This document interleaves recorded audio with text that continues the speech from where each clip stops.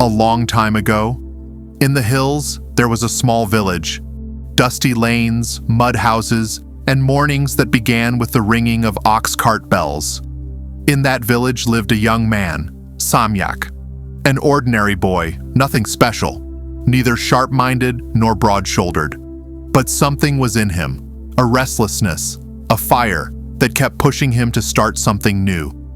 Samyak's first dream was to become a farmer. His father was a farmer too, and he had learned the craft since childhood. When he grew up, he began tending his small patch of land in his own way.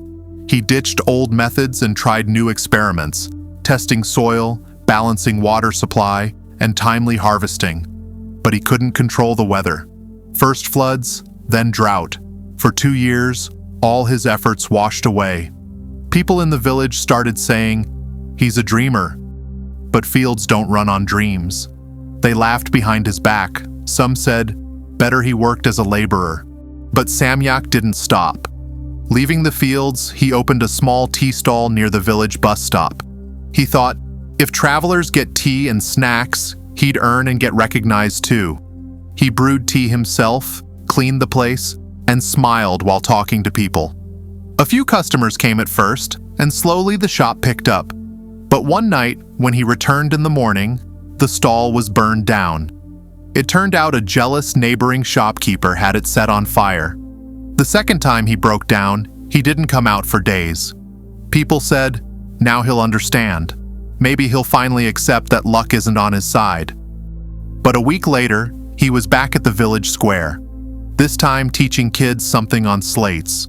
There was no school in the village, and Samyak thought, if I can't do anything for myself, maybe I can help someone else start. But even here, people questioned his intent.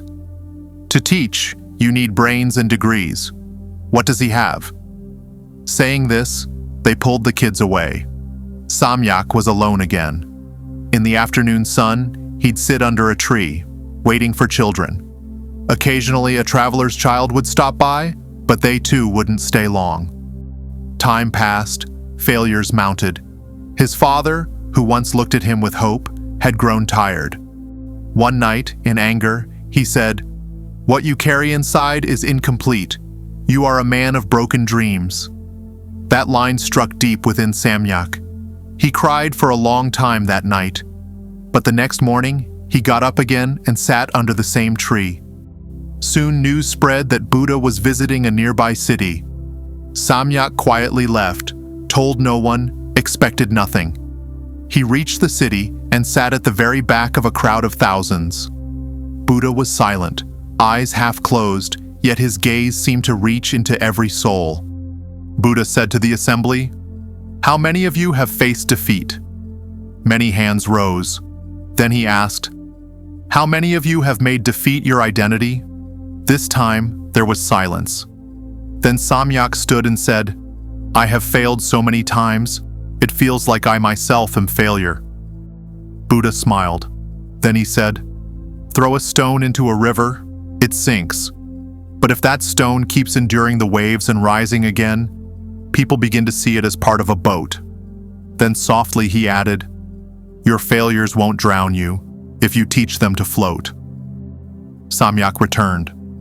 This time he didn't start something new. He chose the same old path. He sat back under that tree. But now his vision had changed. He didn't see failure as fear anymore. He accepted it, understood it. Every day, he'd bring a small slate, call children, tell stories, teach counting. Some came, some didn't, but he kept sitting. Slowly, change began. One child who never went to school started coming every day. Then another, then 3, then 10. People were amazed. Is it really possible to learn without buildings or books? Now no one called Samyak the man of broken dreams. They said, he is the one who begins dreams. One day his father, who once looked at him with disappointment, quietly came and sat nearby. Samyak was teaching children. His father watched for a while, then said, "Perhaps you never won, but you also never gave up." How many times do we start something in our lives and stop after the very first failure? Sometimes people laugh, Sometimes situations don't cooperate, and sometimes even our own courage gives up. Gradually, we start identifying with our failures. I'm the one who never succeeds. I always lose. These thoughts slowly make us lose faith in ourselves. But the Buddhist vision says, failure, defeat, setbacks are not the end of life. They are not obstacles, they are signposts. We must remember, the person who stands up after every fall and tries again never truly loses.